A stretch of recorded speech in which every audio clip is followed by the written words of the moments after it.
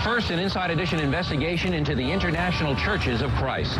It's a relatively new religion based in the States, but it's growing even here in traditional England. The International Churches of Christ is one of the fastest growing religions in the world.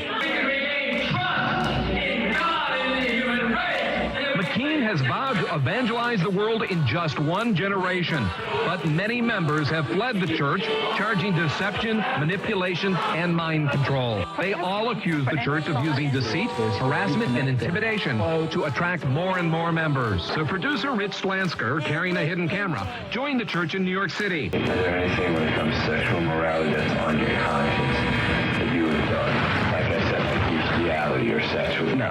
Missionaries are being sent all over the world to start new international churches of Christ. We're gonna have a good time in my Father's house, in my Father's house, in my Father's house. We're gonna have a good time in my Father's house, where there's joy, joy, joy. Former Muslim becomes a Christian, gets raised on up to be an evangelist, and he even ate a piece of pork. I mean, that is the simple. I see the church as being a radical pillar of faith in changing all of Europe, easily. The first century church evangelized the entire known world in their generation, about 33 years. If they could do it without Facebook, without Twitter, without cell phones, we can do it.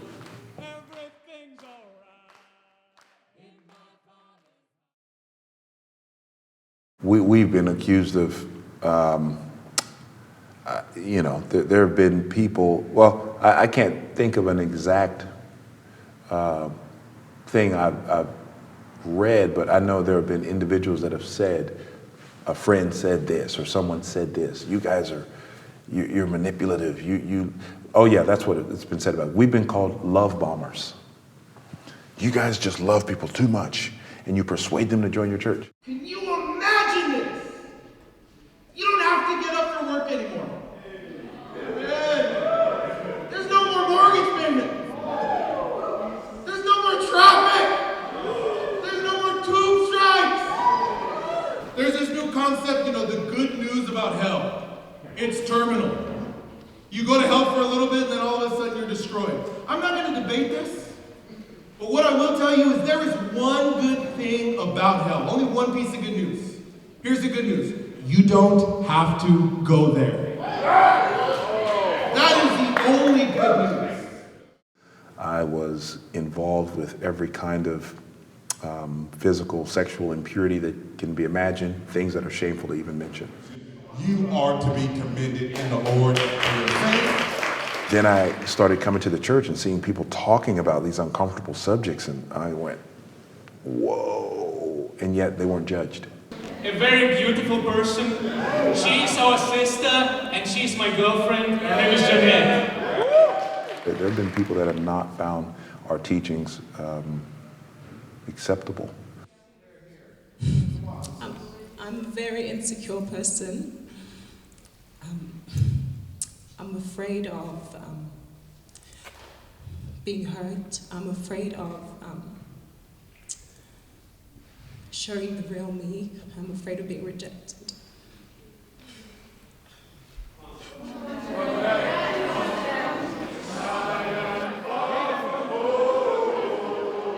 We're a radical church, and we teach that you gotta actually do what you say, and we get a lot of criticism because of that. And we've had negative things said about us because we really don't believe in just talking about it, but actually doing it.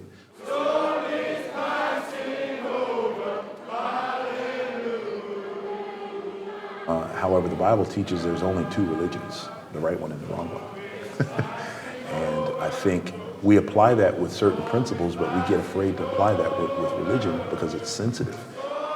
So we started going after other young single professionals and doing things where we could introduce the Bible. We basically have about 150, 160 members now, starting 5 years ago, and we've sent several people to other cities, including we just started a mission team. I sent a mission team out to Stockholm, Sweden this year. We raised over £100,000 for that effort. We really go after young people because they're the future. And so The numbers, we feel very good about the numbers, but we, of course, have a mission to build a church of 10,000. And someday we'll be in Wembley Stadium. Anyone who isn't baptized into their church will go to hell. Truly, we serve a great God.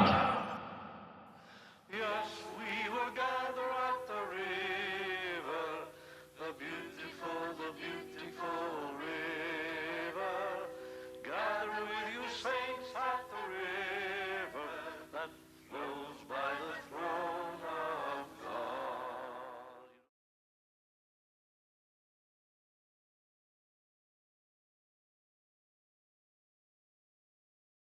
So this is a booklet that the cult published in the early 1990s when they started to have some legal issues. It was a series of letters with images and illustrations that all of us children were to read, as it was kind of preparing us in case the home we lived in had an issue of the same type.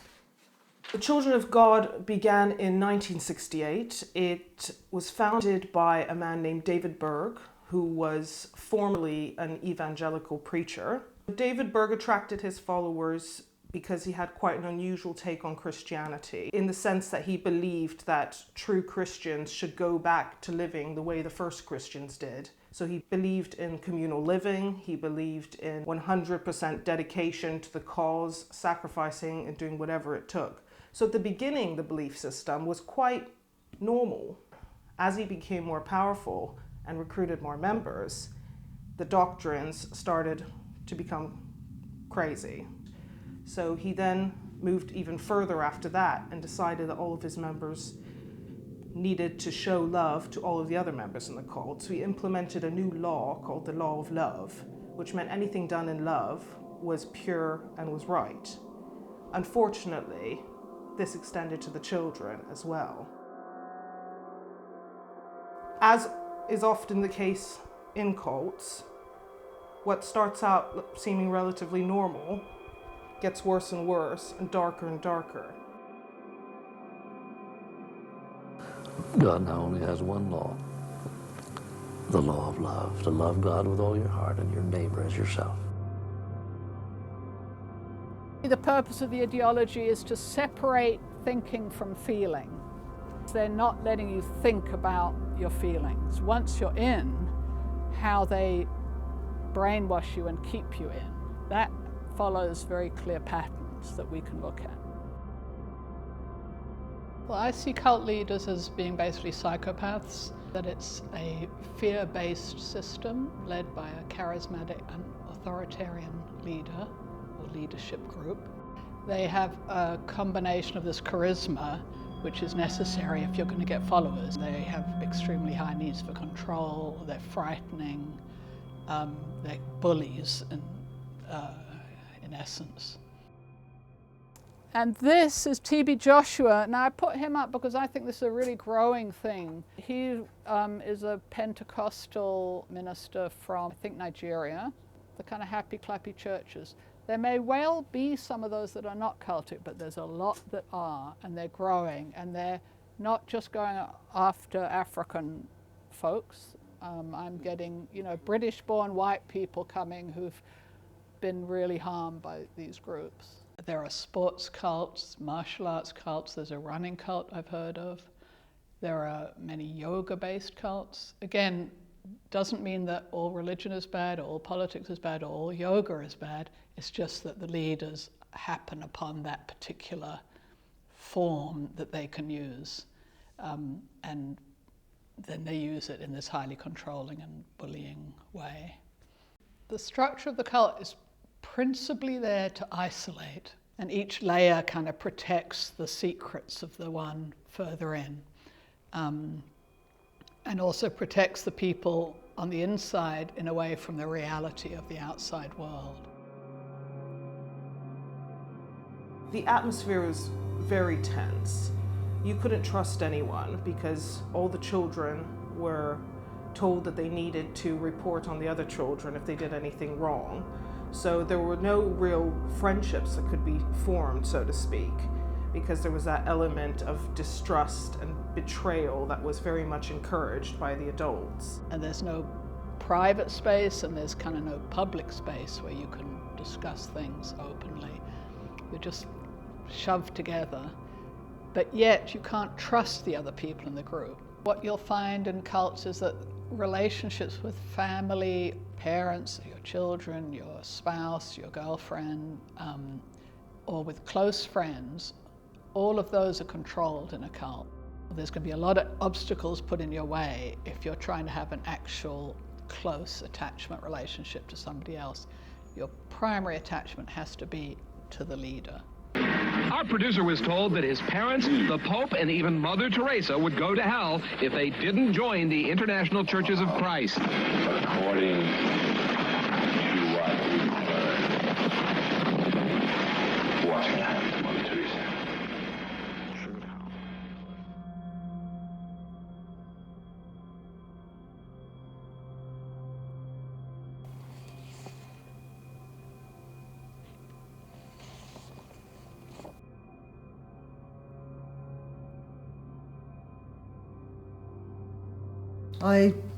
I just wish that Laura could remember how she felt not that long ago about me and about all the other people she loved so much.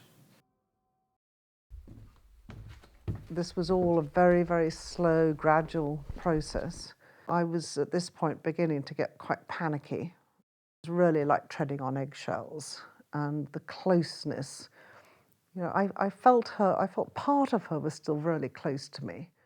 This is the praying man, and it came entirely out of her imagination, and I just find it very, very restful. Back in 2008 and 2009, you know, she told me that she was sort of going on this journey. And then she told me that she was seeing a woman called Anne. Laura said, Anne is teaching me about the chakras. So I said, oh, what are the chakras? And Laura explained they were sort of energy points. And then Laura's style got darker.